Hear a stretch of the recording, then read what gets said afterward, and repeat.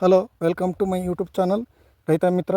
ನಾನು ಮಹೇಶ್. ರೋಗಗ್ರಸ್ತ ಆಗಿರೋವಂಥ ಗಿಡಗಳಿಗೆ ದೇಸಿ ಮಾದರಿಯಲ್ಲಿ, ನನ್ನದೇ ಆದ ಮಾದರಿಯಲ್ಲಿ, ದಡ್ಡನ ಮಾದರಿಯಲ್ಲಿ ಮತ್ತು ಹಳ್ಳಿಗಾಡು ಪ್ರದೇಶದ ಮಾದರಿಯಲ್ಲಿ ಇದಕ್ಕೆ ಟ್ರೀಟ್ಮೆಂಟ್ ಮಾಡಿದ್ದೀನಿ.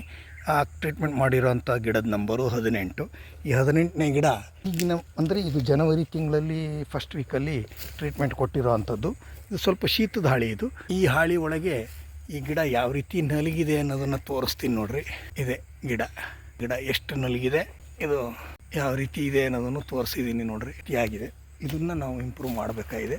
ಆ ಇಂಪ್ರೂವ್ ಮಾಡೋದಕ್ಕೆ ನಾನು ನೋಡ್ರಿ ಈ ಕಡೆಯಿಂದ ಸುಳಿನೂ ತೋರಿಸ್ತೀನಿ. ರೀತಿಯಾಗಿದೆ ನೋಡ್ರಿ. ಇದು ಈ ಜಾಗದಲ್ಲಿ ಫುಲ್ ಕೊಳತಂಗಾಗಿ ಇದು ಈಗ ನೋಡ್ರಿ ಇಲ್ಲಿ ನಾನು ಕೊಟ್ಟಿರುವಂಥ ಟ್ರೀಟ್ಮೆಂಟಿಗೆ ಸೀಳ್ಕೊಳ್ಳೋ ಲೆಕ್ಕದಲ್ಲಿದೆ.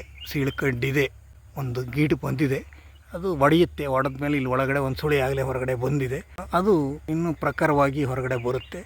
ಬಂದು ಗಿಡ ಆದಮೇಲೆ ನಾನು ಮತ್ತೆ ಮುಂದಿನ ದಿನಗಳಲ್ಲಿ ನಿಮಗೆ ಮತ್ತೆ ಇದನ್ನು ಅಪ್ಡೇಟ್ ಮಾಡ್ತೀನಿ. Thank you very much.